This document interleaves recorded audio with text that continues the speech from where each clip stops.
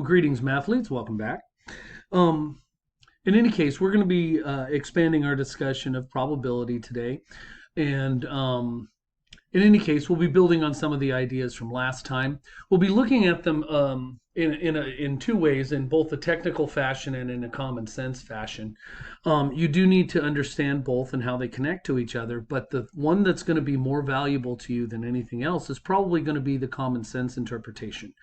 Um, so, in any case, I have kind of a standard problem of drawing marbles from a bag, and we're going to use that problem to take a look at several concepts and maybe even expand a little bit on some of the stuff we talked about last time. So, without further ado, let's go ahead and get started here. Okay, so the first thing I want to look at here is just a direct probability. Let's say I want to compute the probability. Oh, let's try this again, but this time with a pencil. Let's suppose I want to compute the probability. There we go. Of drawing a red marble. So the experiment here is drawing a single marble from the bag, right? That's the experiment. So the probability, what I need is I need the number of ways that I can draw a red marble, and I need to divide that by the number of ways that I can draw a marble, period. Okay, now when we talk about the number of ways, even if a marble is identical to the one next to it, so if you have two red marbles, they're still different marbles, and so you have a chance of drawing either one of those separately. And so each red marble counts basically as a different draw, a different way to draw a red marble. So here, when we talk about these, the cardinalities of these sets, if I'm looking at the event that I draw a red marble, that is a set, it's a collection, that is a horribly drawn set bracket. Let me try that again. Okay, I'll draw one of them correctly so that you'll know what it looks like. I'm not making any promises after this. Okay, so you basically have an entry here for each distinct red marble that you have in the set, and it says there's 5 of them.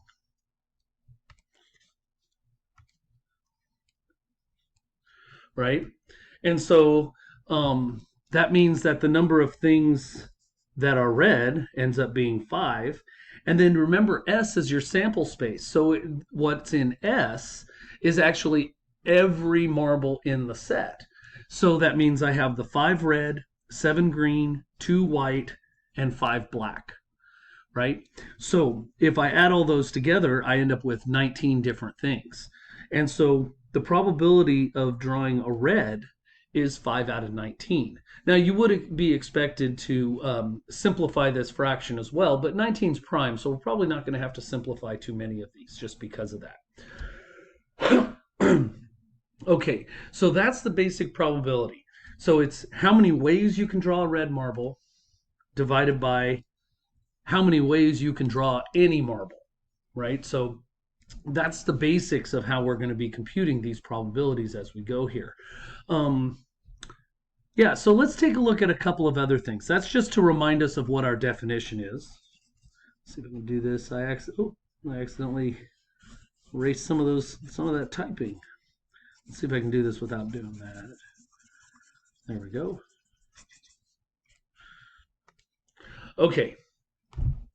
Now, the next thing I want to look at, and this is more of this is a concept because these things do pop up every once in a while. If I was looking at this and I wanted the probability of drawing let's pick a color here. How about an orange? I wanted the probability of drawing an orange marble. Okay, so if I look at the set of all the orange marbles,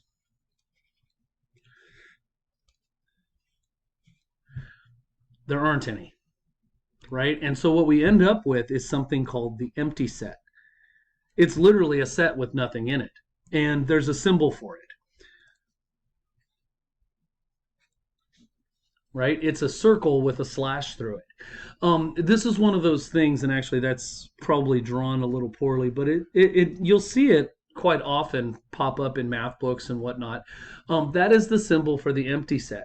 Sometimes you're told that it's the symbol for no solution, and what it actually means is that if you collect all of the solutions into a single set, the set would be empty. So the empty set does mean no solution. Quite often, but it's really talking about the number of solutions being zero. It is not the same as a zero, though. So if we look at this with an empty set, if I look at the number of things in the empty set, that is zero, right? There are no things in the empty set. So that means if I look at the probability of orange, that's a zero. And then the probability of drawing any marble at all, or it's the number of ways I can draw any marble at all, is 19. But if I simplify this fraction, I just get a big fat goose egg. I get zero. And so this is what is called an impossible event. And you guys probably knew that. Just looking at the problem, you knew there were no orange marbles, so there's no way possible to be able to draw an orange marble from this. And so if the probability of something, if the probability of A is equal to 0, this is called, and this is the technical term for it, it's an impossible event. Right? It's impossible for it to happen. And in general, anytime the probability of getting something out of the empty set is always 0, no matter what. Okay, so that's our first concept, and that's basically this.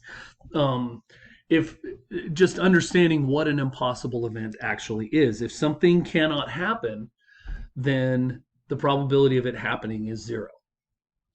Okay, so let's look at the next thing here. There we go.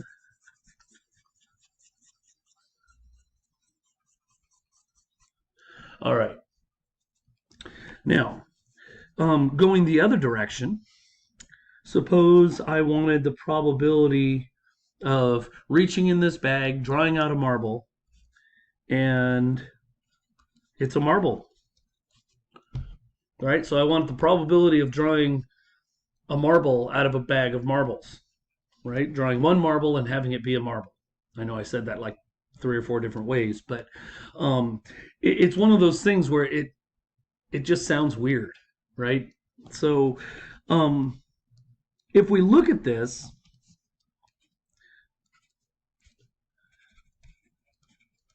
if I look at the number of ways to draw a marble divided by the number of things in the sample space, everything in the sample space is a marble, right? The whole thing is, so the probability for, so the number of ways to draw a marble is the same as the number of things in the sample space. So in this case, the number of marbles is 19 divided by the number of ways I can draw one of those marbles is 19, and what I end up with is a 1. Now, as far as the common sense goes, basically, if I asked you what's the probability of reaching in the bag, pulling out a marble, and having it be a marble, you would probably say, like, well, that's 100%. Of course, it's going to happen. And yes, the term for that is it's called a certain event. Right? It's something that you are certain it's going to happen. It doesn't mean certain as in particular, because that's how we use it in English a lot of the time. Like we talk about a certain day of the week. That's not what we're talking about here. We are talking about being certain. So if something is definitely going to happen, no matter what, it is a certain event. If A is certain, then the probability of A occurring is 1. Right? That's, and vice versa. If you find out the probability of something occurring is 1, then it is a certain event. Right? Okay, so those are just kind of technical definitions, but they are important to know because they do pop up from time to time, and it makes it easier to interpret certain things. So let's go ahead and clear this out here. We'll move to the next topic. And actually, before I do move to the next topic, this actually shows us that since um, all probabilities, it's something, if something's definitely going to happen, it's 100% or a probability of 1. If something cannot happen no matter what, then it's 0% or a probability of 0. And all probabilities end up sandwiched in there. So if A is an event, right? If A is an event, then the probability of A is always at least 0 and no more than 1, right? If you're converting between decimals and percent, this is kind of the decimal version of this. So 1 is the same as 100% if you're talking about percentages. Generally, we're probably going to deal more with the decimal, so we'll be using 1 as a certain event. Okay, so we have that now. I want to make sure we threw that in there. And now what we want to look at is this idea of a complement. What if we're looking for the probability of a complement happening? So let's see here. Let's say I want the probability that the marble that I draw is not green. Now I showed you several different what do you call it, notations for a complement for something that's not something. This is the one your book uses, just putting the hat on the name of the set, and that means everything that's not green is what that actually means. So let's look at this. I know there's 7 green marbles, and I know there's 19 total. So if I do 19 minus 7, right, that means there's 12 non-green marbles in this whole set. Now you could also count them up. I know I have 5 marbles plus 2 marbles plus 5 marbles. If I add that together, 5 and 5 is 10 plus 2 is 12. What that means is no matter how we compute this, I have 12 marbles that aren't green. So that's going to be my numerator. And then my denominator still, I'm drawing from the whole bag. So there's 19 ways that I can draw a marble, period. Okay, so what we end up with is a probability of 12 over 19. Now, I want to point this out. Remember when I started this by saying we have 7 green marbles and 19 total, so we can just subtract them. This is one of those things, a lot of the time you can't just like count things up. And so you have to compute the probability doing this. It turns out that if I want the probability of the complement of some set, right, of some event, it ends up being 1 minus the complement, or excuse me, not the complement, 1 minus the actual event, the probability of the actual event. So if we look at this, we already know the answer is 12/19, but let's see if we can use this formula to do it. So if that's the case, it should be 1 minus the probability of actually being green. So if I look at this, I have 7 green marbles. That is 7 out of 19, right? So 7 out of 19 are green. If I go ahead and find my common denominator, that gives me 19 out of 19 minus 7 out of 19. And that gives me 12 out of 19. And you notice that matches up. So quite often, the complement ends up being, what do you call it? Well, not quite often, all the time. The complement is just the probability of the set itself subtracted from 1 or from 100%. Excuse me. So it's kind of interesting when we think about it. Most of the things we're going to be computing are going to end up being kind of indirect as far as this goes. So, but with stuff like this, it's pretty straightforward. You can actually count everything directly when you're looking at this type of a problem.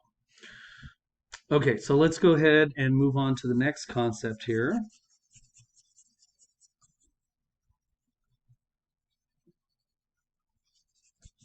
There we go.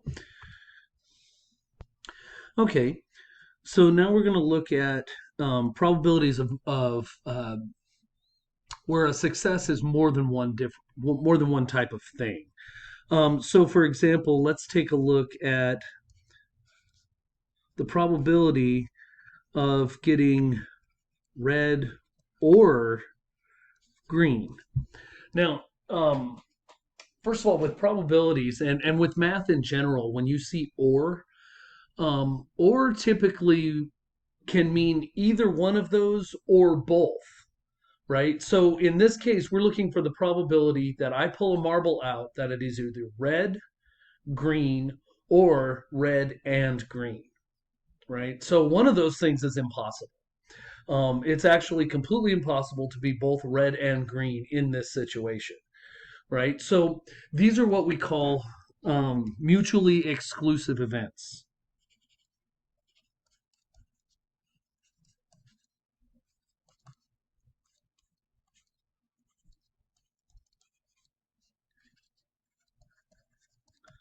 They're events that cannot happen at the same time, right? You cannot be enrolled and not enrolled in a class at the same time.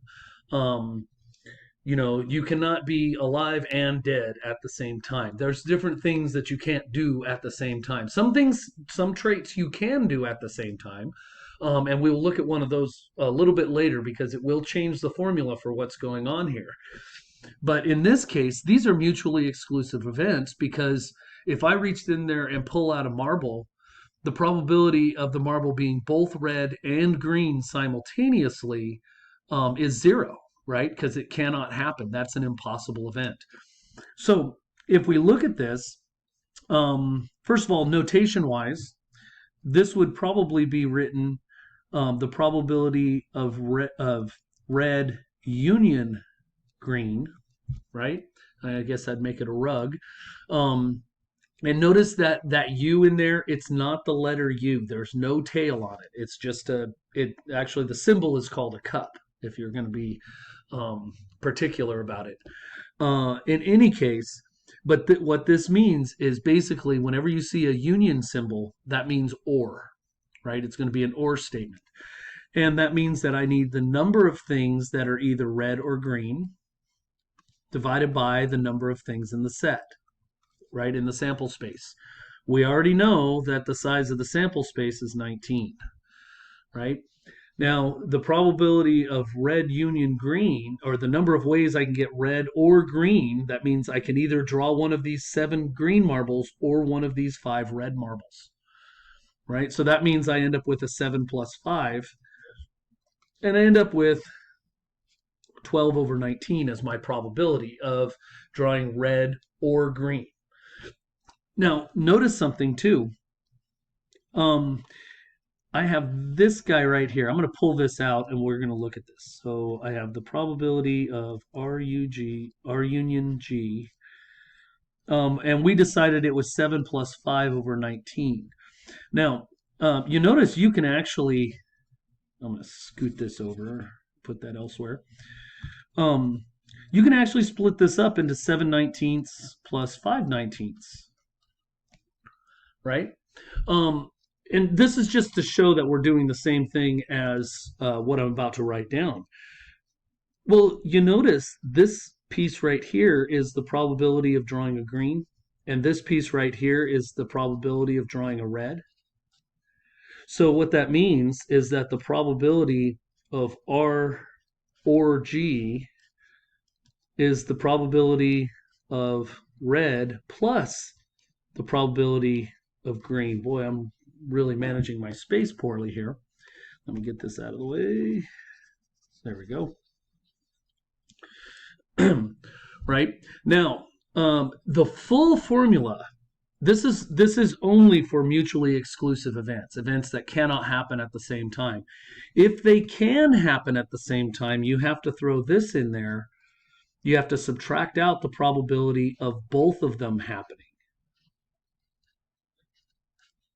Right? And the fact is right now the probability of drawing a single marble that is both red and green is 0. And so this whole piece here, right? This whole piece is just equal to 0. And so I end up with this. And so it's a nice shortcut to the entire formula, and we will use the entire formula a little bit later. Um, is when you have events that don't overlap, you can just add the probability of each event together and get the combined probability. Okay. Okay. So now we're going to change things up a little bit here. We're going to change the experiment. Now, when an experiment becomes, well, sometimes they call it a compound event, but when an experiment goes in more than one stage, meaning that it's actually several different experiments being done together, it's called a multi-stage experiment.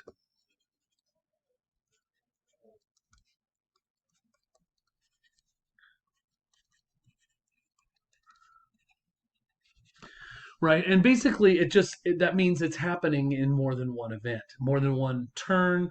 So to illustrate a multi-stage event in this case, we're going to talk about drawing two marbles, each one at a time, right? Now, there's a couple of things that we need to pay attention to. One, there's two ways to do this. Okay, so let's say the experiment is drawing two marbles one at a time. So draw two marbles one at a time. Right? So there's two different events here, two different experiments. You have drawing the first marble and drawing the second marble.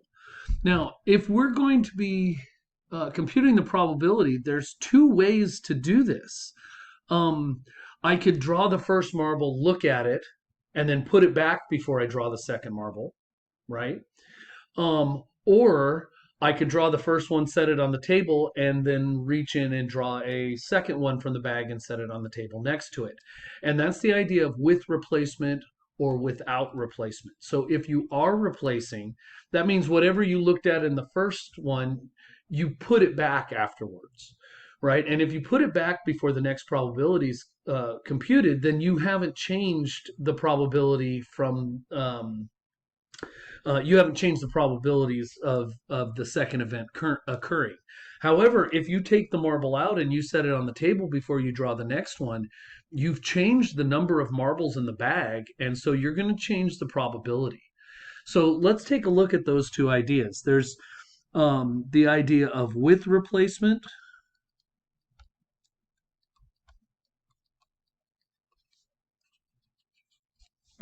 and then without replacement.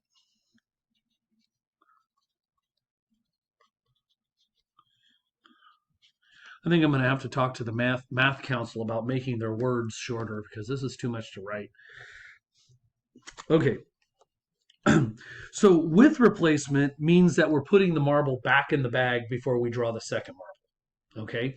Now, whenever you have multi-stage experiments, right? And it doesn't matter whether it's with replacement or without replacement. What you end up doing is you multiply the probabilities from each stage. So I like to look at the stages as just slots, right?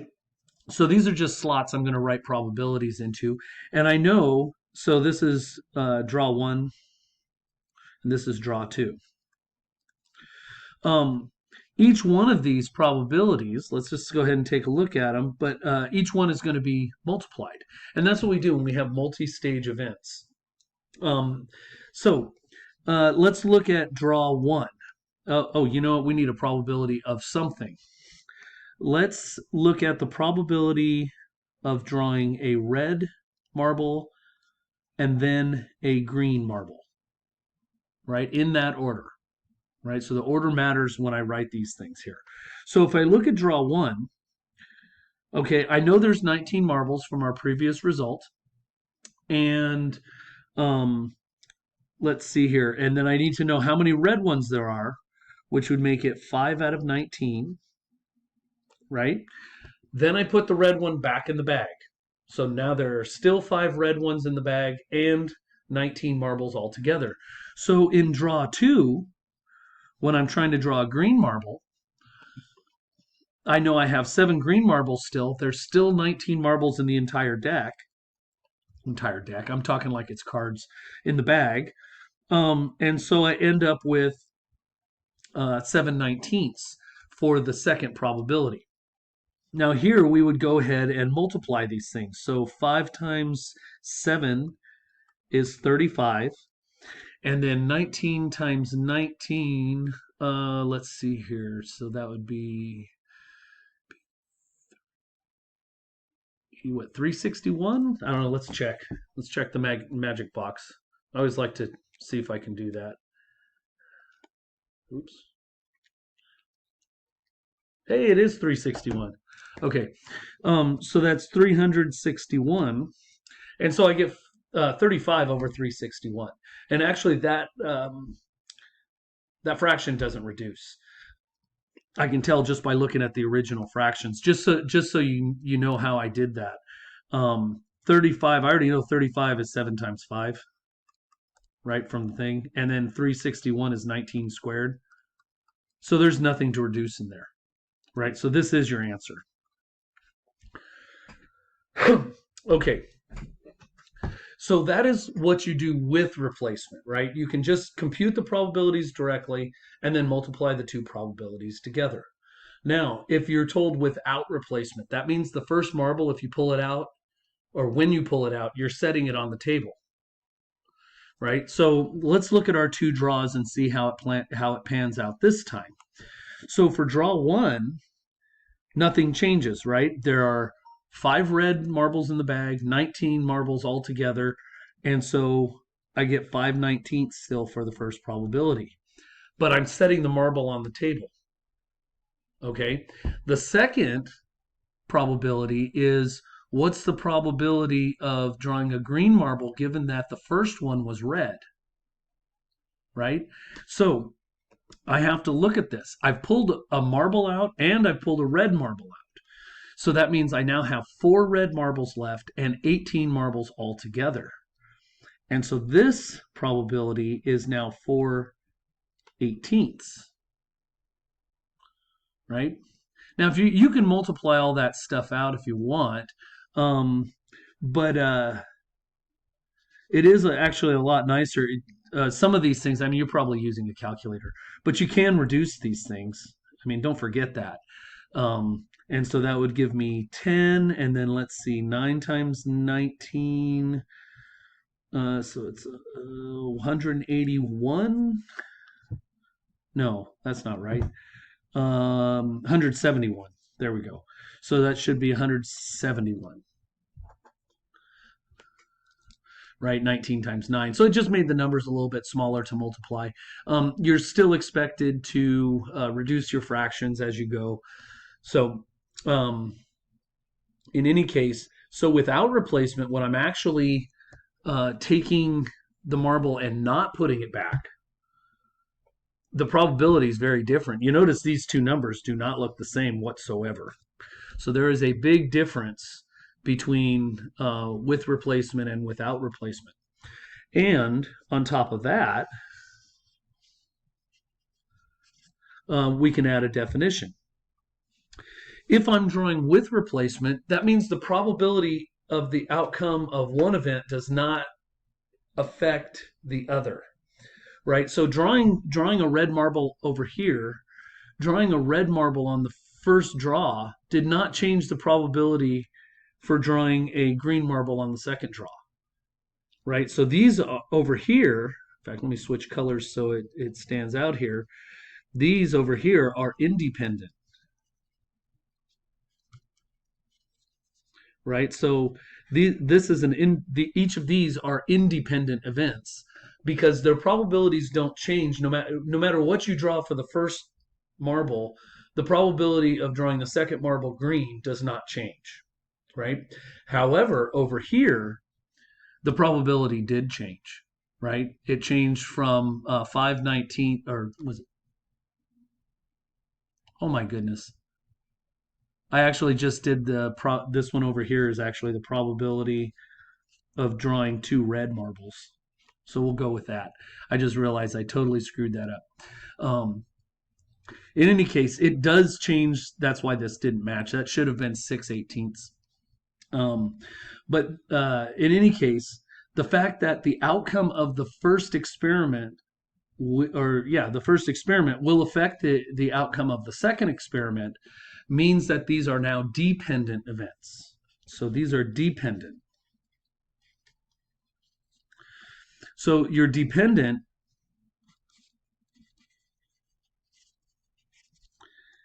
if the outcome of one affects the other.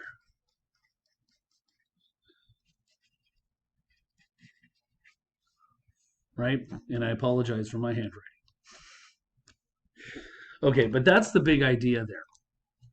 So, in any case, I think at this point, this is a good place to wrap up this particular video.